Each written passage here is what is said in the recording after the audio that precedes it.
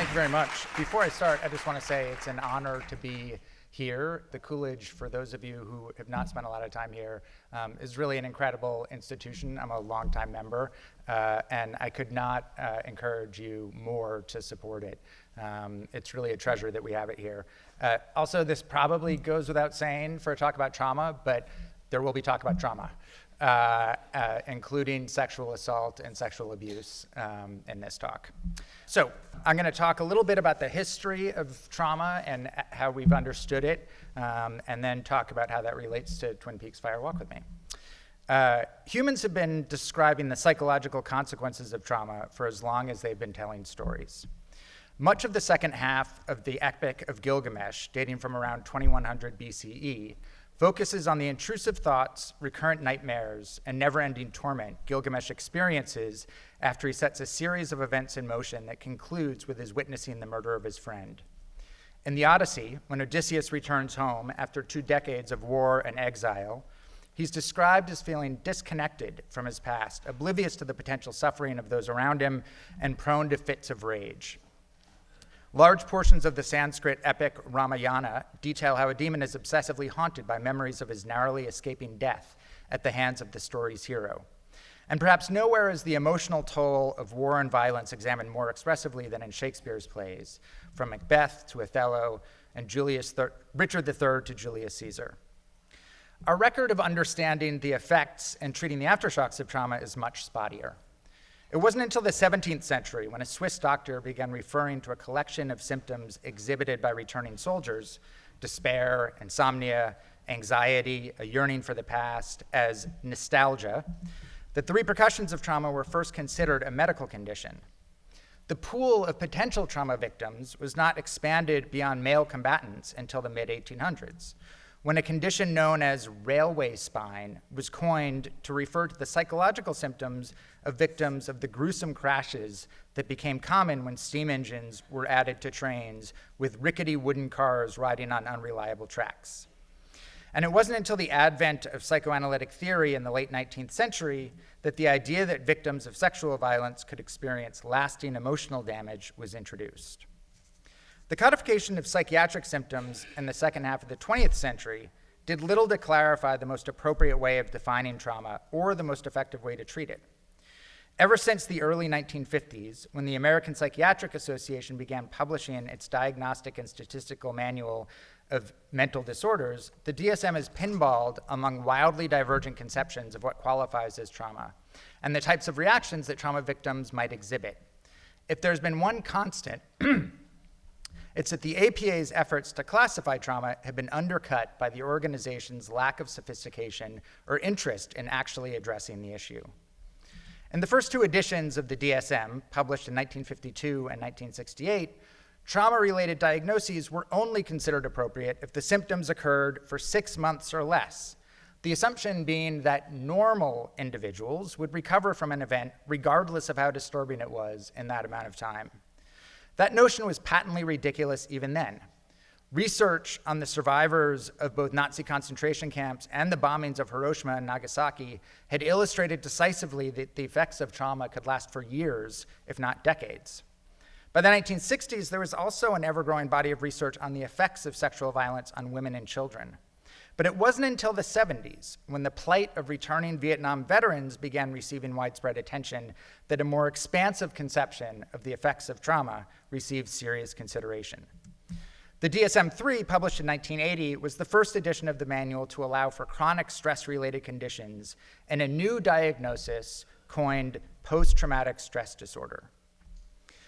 It would be overly simplistic to say that the psychiatric community ignored the accumulated evidence before the 1970s. Psychiatry and psychology are not monoliths, and there had been plenty of debate about the 6 months or less limit through the years.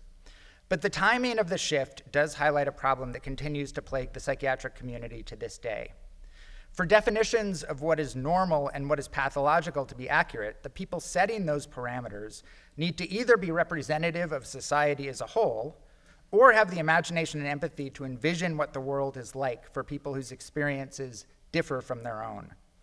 In post-war America, discrimination against Jews and Japanese was tacitly and often explicitly accepted. The same was true of sexual violence, especially in instances in which the victims knew their perpetrators. Prior to the 1970s, marital rape was not a crime in the United States.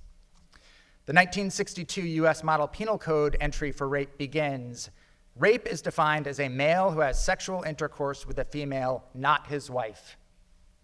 The implication being that a woman could not be raped by a man she was married to.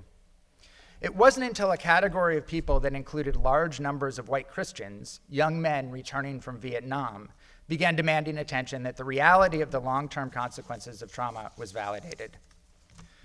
The addition of PTSD did not, however, signal a wholesale shift in attitudes that had long marginalized victims of trauma, and debates about the legitimacy of PTSD continue to this day.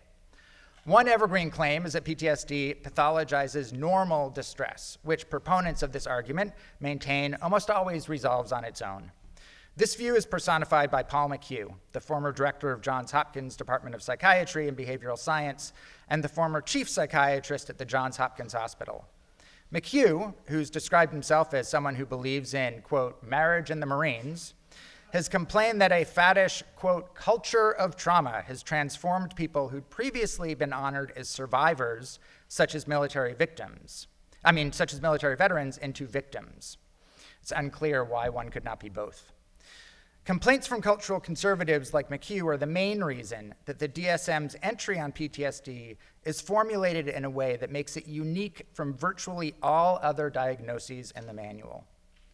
A push from within psychiatry to apply the same standards used for physical health to mental health led to the removal from the DSM of almost all theoretical and causal explanations for diseases in favor of carefully defined descriptions. Just as a diagnosis of hypertension does not depend on why a patient's blood pressure is elevated, the thinking went, a diagnosis of clinical depression should not be reliant on the reason a person is depressed, but on the symptoms that they exhibit. But when it came to the newly created category of PTSD, it wasn't enough to simply satisfy the prescribed symptomology, which was already extremely detailed. There were also specific prescriptions for the types of distress that qualified. Trauma, according to the DSM, could only be caused by one single discrete event called a stressor that was, quote, generally outside of the range of normal human experience and would, quote, evoke significant symptoms of distress in almost everyone. The logic behind including what became known as the stressor requirement was to ensure that only catastrophic events, war, torture, rape, potentially fatal natural disasters or horrific accidents, would qualify. Regardless of how hellish the experience, anything that was due to the fickleness of human existence, a vicious divorce, losing custody of your children, the death of a relative, a life-threatening illness, losing a job or a home, could not, according to the largest psychiatric organization in the world, be traumatic. In retrospect, what is most remarkable about these requirements is the fallacies that led to them and the impossibility of implying them in any kind of uniform way.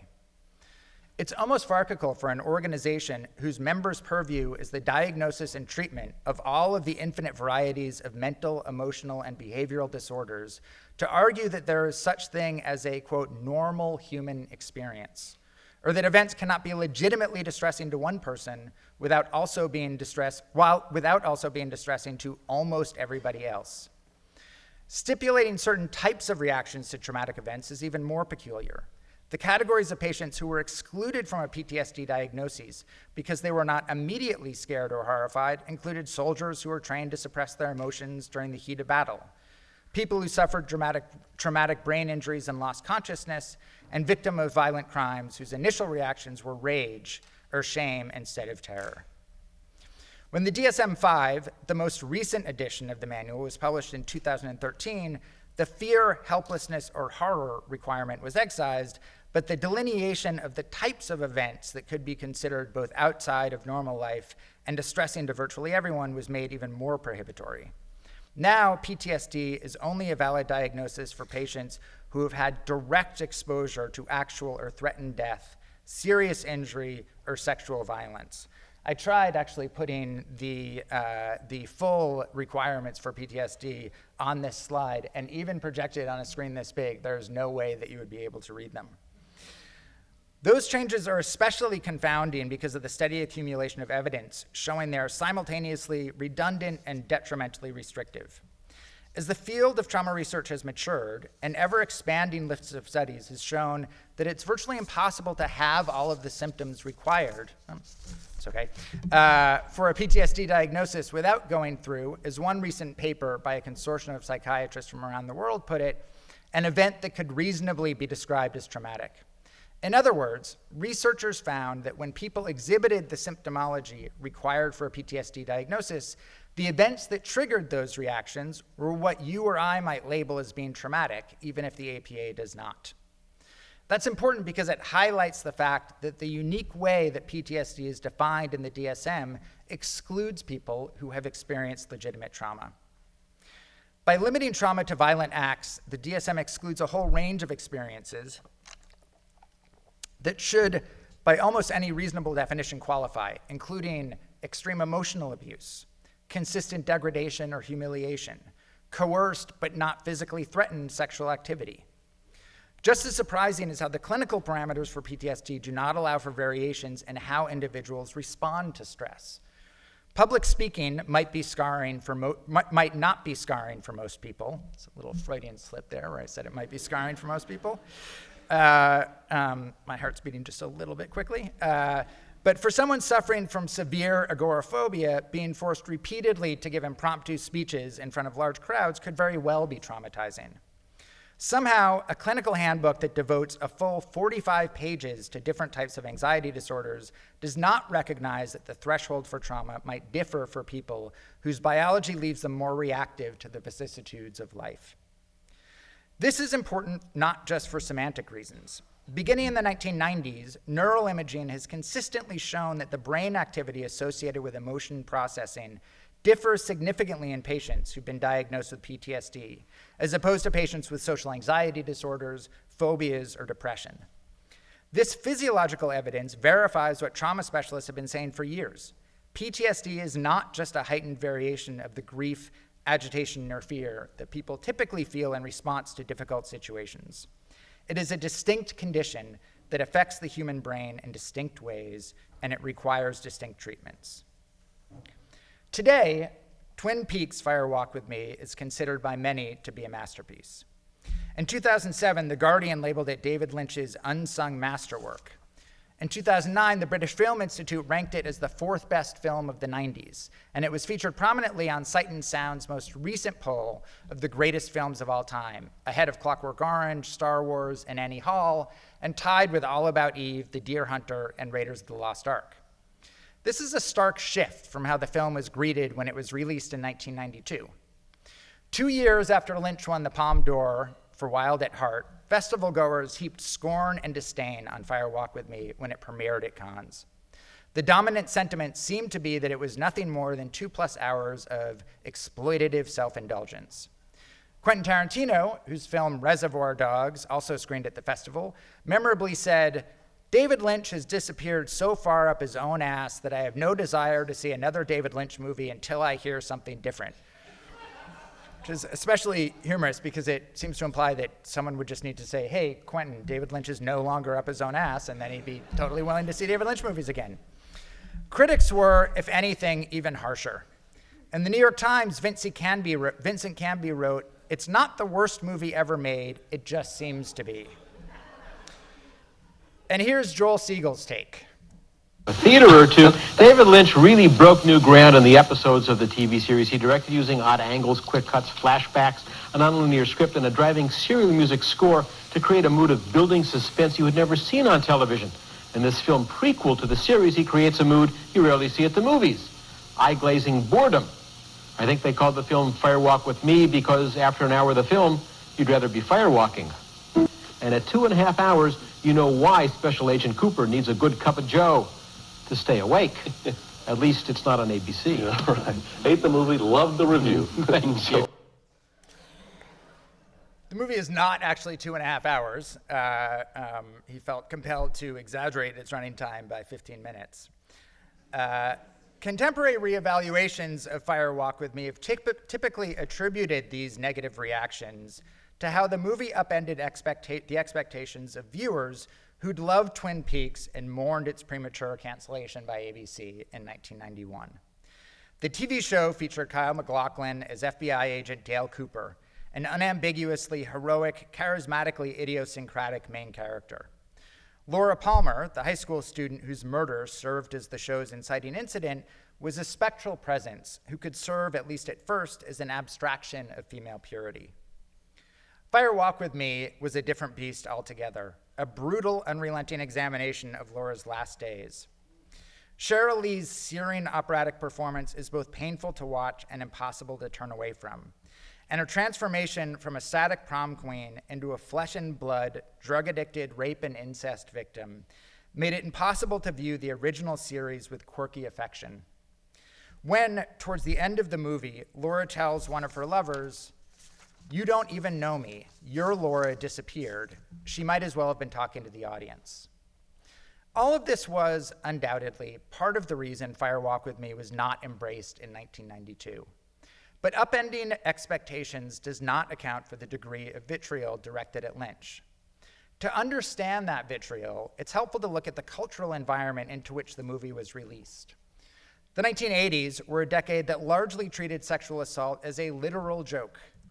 And Splash, one running gag, has John Candy's character dropping coins so that he can look up women's skirts. In Revenge of the Nerds, the movie's heroes surreptitiously install cameras inside a sorority and go on a celebrated panty raid. And rape is featured as a prominent and humorous plot point. It was also a decade in which assault victims were often treated as a kind of perpetrator by proxy, and one in which it was not uncommon for them to act as if they welcomed the assault. In 16 Candles, the hunk presented and for decades revered as an unambiguous hero of the movie seems to feel his girlfriend's active social life makes her all but worthless. The only thing she cares about is partying, he says. I could violate her 10 different ways if I wanted to. This is during a scene in which she is unconscious. This is just a prelude to his giving permission to Anthony Michael Hall's character, billed as the geek, to assault her. She's so blitz she wouldn't know the difference. Have fun. The next morning, when Jake's girlfriend wakes up and discovers that she spent the night with a boy she'd never met, she doesn't react with shock or outrage, but says she has a, quote, weird feeling that she enjoyed the previous night's encounter. Fire Walk with Me, in contrast, was a blunt and unequivocal examination of how patriarchal power and violence damages women. It also foregrounded the effects of violence and abuse on the victim herself. And it is this, more than anything, that people seem to abhor. Longtime BBC film critic Barry Norman described the movie as a, quote, bizarre mess of a chronicle of Laura's raunchy, randy, coke-sniffing final days. And Canby, in his New York Times review, mocked both the 24-year-old Sheryl Lee and the character she portrayed. Laura Palmer, the beautiful high school student who, as played by Sheryl Lee, looks to be approaching her mid-30s, he wrote, poor cocaine-sniffing Laura never learned how to just say no. The optimist in me wants to view the critical reevaluation of Fire Walk with Me as a sign that social beliefs about trauma and its effects on victims is changing, but I'm not sure that's true. Since the beginning of the 21st century, a small but growing group of investigators has argued that the relentless push to define trauma in a way that can be consistently applied across the entire population has led to the marginalization of huge subsets of society, including most notably people who are subjected to a never-ending drumbeat of degradation due to systemic oppression. Increasingly, there's evidence that the daily humiliations that stem from poverty, racism, sexism, and heteronormative discrimination, what one researcher refers to as the insidious trauma of socially sanctioned persecution, can cause symptoms that are identical to those associated with PTSD. A Rutgers University professor who studies stress in sexual and gender minorities has done extensive research on the effects of nonviolent prejudicial events on gays, lesbians, and bisexuals. His results, which are mirrored by research that focuses on other oppressed groups, are as striking as they are important. People who suffer from daily assaults in the form of verbal abuse, employment and housing discrimination, and social ostracization are actually more likely to exhibit the symptoms associated with PTSD than people subjected to a single threatened or actual physical assault, which would qualify, according to the APA, for PTSD. One of the reasons that trauma is so uniquely disorienting is that it scrambles the narratives people use to understand their lives. Because its logic is only understood by the perpetrators, because victims do not do anything to deserve or cause their fate, victims often unlink the event itself from its psychological aftershocks. This segregating of cause and effect that occurs creates an unconquerable challenge. Victims are desperate to protect themselves from a flood of painful emotions that has no apparent origin. Therefore, they need to prove to themselves that they can survive any possible scenario that might make them feel that way in the future. Fire Walk With Me is a tragedy without any internal logic, a chronicle of horrors that can't be justified or explained. When Laura realizes that the demonic presence that has been violating her since she was 12 years old is, in actuality, her very real father, the threads of her world seem to unravel in front of her eyes. Her murder, when it finally comes, is among the most merciless and painful acts of violence ever committed to film. For her and for the audience, it also serves as a sort of release. Finally, after more than 2 hours of brutality, we can look away. Thank you very much.